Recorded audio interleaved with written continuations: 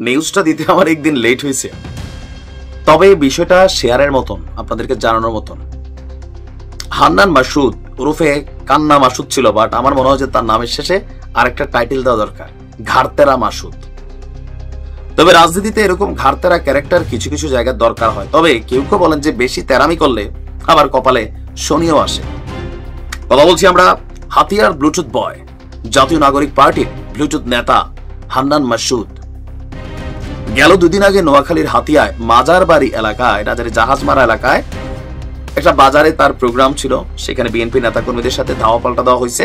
হান্নান সহ বেশ কয়েকজন মাইর খেয়েছে। তবে বিএনপির দাবি ছিল যে হান্নান মাসুদ তার এলাকায় আওয়ামী লীগের নেতাকর্মীদেরকে পুনর্বাসন করছে। তার সাথে থাকা আওয়ামী লীগের লোকজন বিএনপির উপরে হামলা চালাইছে।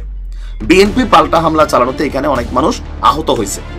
যাই হোক, ঘটনার পাল্টাপাল্টি ব্যাখ্যা আছে। তবে এই ঘটনাটি পরের দিন মানে গতকালকে বিশাল এক শোডাউন হান্নান মাসুদের। জনপ্রিয়তা আছে পোলার, কিন্তু মাথায় ব্যান্ডেজ, গাড়ির মধ্যে যারা আছে সব ব্যান্ডেজ টিম, যারা আহত হয়েছে তারা আপনার গাড়ি নিয়ে, মোটর সাইকেল নিয়ে আপনার এক বিশাল শোডাউন, যেখানে মাইটটা খাইছে। এমনকি স্লোগান কি পোলাপাইনের নেতা একটাই, হান্নান ভাই। হান্নান ভাইয়ের কিছুতে জ্বলবে আগুন ঘরে ঘরে। হান্নান ভাই ভয় নাই, রাজপথ ছাড়ি নাই। আবার হান্নানও কঠিন বজ্র একটা বক্তব্য দিয়েছেন।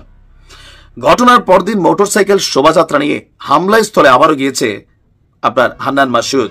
এই সময় আমরা অবশ্য পুলিশের প্রোটেকশন দেখছি, পুলিশ ছিল, অনেক পুলিশ ছিল তার নিরাপত্তার জন্য।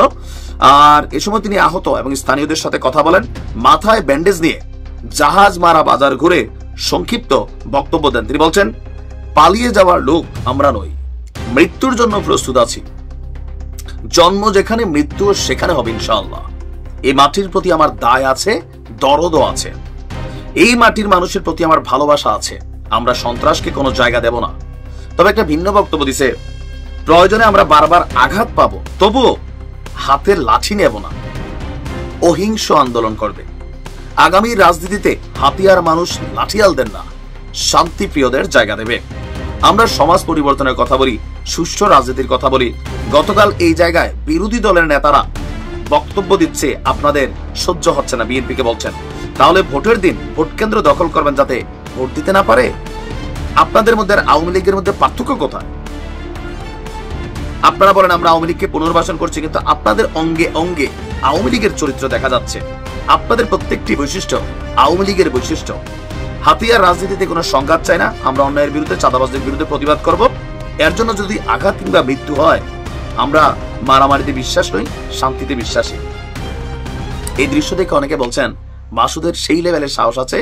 কেউ কেউ বলছেন যে না ভাই, অনেক পুলিশ টুলিশ নিয়ে গেছে, ঘটনার পরে বিএনপি নেতারা আপাতত পলাতক আছে, কারণ হান্নানের সরকার ক্ষমতায়, ডক্টর ইউনূস। সো একটা ফোন এসপিডিসি বিএনপির এই মুহূর্তে অনেকে ঝামেলায় পড়বে।